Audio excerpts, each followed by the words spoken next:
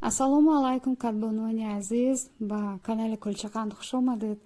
имрӯз тарзи таҳияи як десерти хеле хушмазза, хушранг ва аз ҳама муҳим фоиданокро пешниҳод мекунам бо номи кадуасалӣ. ин десерт бартариҳои хеле зиёд дорад. ҳам камхарҷ аст, ҳам хушмазза ҳаст, хушранг аст, фоиданок аст ва ба зами ин хеле осон ва роҳат омода мешавад ва онро метавонед ҳам бо чормағз, бо хома, бо бастанӣ нӯшиҷон кунед. умедворам писандатон меояд. ташаккури зиёд барои дастгириҳоятон. хуб, шурӯъ мекунем.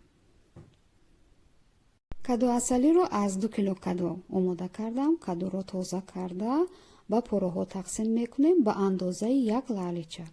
ба дег ним паймона об мерезем ва акнун кадуҳоро қабат ба қабат чинда ба ҳар қабаташ шакар мепошем.